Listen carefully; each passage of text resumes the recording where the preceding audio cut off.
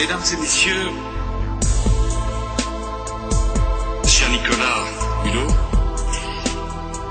je suis très heureux d'avoir l'occasion de m'exprimer devant une assemblée aussi passionnée et je voudrais faire 2 ou 3 remarques très personnelles.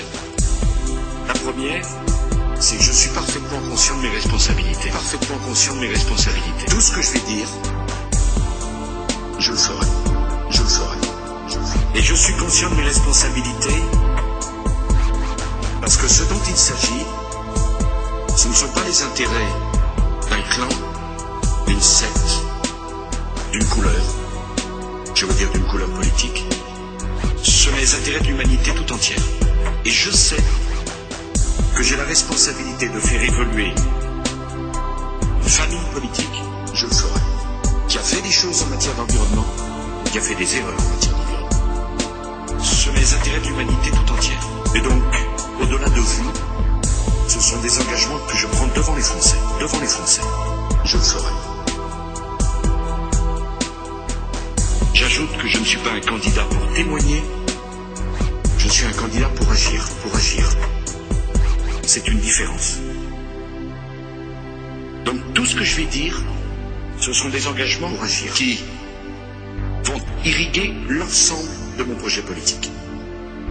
Il n'y a pas d'un côté des engagements pour le développement durable et de l'autre une politique économique, sociale, culturelle, environnementale. C'est un tout. Je le ferai. La famille politique a créé le premier ministère de l'Environnement. Elle a fait voter de grandes lois. Je crois que chacun peut rendre hommage au président de la République.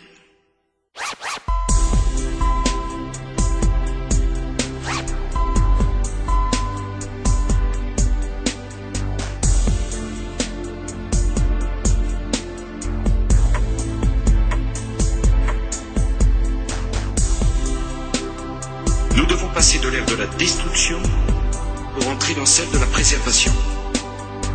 Parce qu'il y a aujourd'hui une urgence pour une révolution écologique. Je le ferai. Si nous ne faisons rien, nous serons entraînés dans sa chute. 3 urgences. Le réchauffement climatique, le déclin de la biodiversité, la santé environnementale. Tel est l'ordre des priorités que j'ai fixées. Ce n'est pas une question de confort. Je veux le dire aux Français, c'est une question de survie. À partir de ce moment-là, chacun doit comprendre que l'inaction nous coûtera plus cher que l'action. C'est une question de survie. Le réchauffement climatique, le déclin de la biodiversité, la santé environnementale. Ce sont les intérêts de l'humanité tout entière. C'est une question de survie.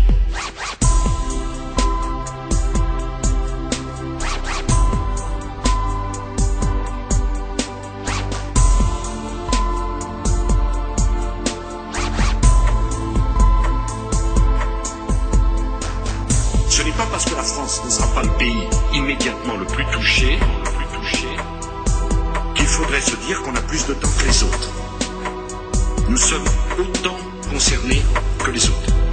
Car qu'adviendra-t-il dans un monde où la montée des eaux délogera 50% de la population et où 150 millions de réfugiés climatiques devront fuir leur continent pour survivre? La démocratie ne pourra pas résister à la gestion de la pénurie. Mais mon engagement repose sur l'espoir. L'humanité n'est pas condamnée. On doit franchir une nouvelle étape de son développement. Je le ferai. Il faut prendre dans les 5 prochaines années les mesures qui permettront de répondre à l'enjeu climatique sur 1 ou 2 générations. Mais la réponse, elle ne peut pas être technique. Je pourrais venir avec un catalogue de mesures. La réponse, elle doit être politique. Au sens où il faut concevoir une nouvelle société qui réponde aux besoins de confort sans faire de la consommation un idéal en soi. Ne mettez pas les citoyens du monde en situation de choisir entre la croissance et le développement durable, entre l'emploi et le respect de la nature, entre le confort et la consommation. Il nous faut convaincre les citoyens de France et du monde que si on veut préserver la croissance, il faut bien au contraire s'engager dans le développement durable. Que c'est pas le chômage et le respect de la nature, ou la destruction de la nature et la croissance. Parce que ce choix-là, vu de celui qui n'a pas d'emploi, vu du côté de celui qui ne mange pas à sa faim, vu du côté de celui qui n'arrive pas à boucler ses fins de mois, ce choix-là, il sera destructeur pour la cause qui est la nôtre. Ne rien changer, c'est une chance sur deux que la température mondiale augmente de plus de 5 degrés Celsius avant la fin du siècle.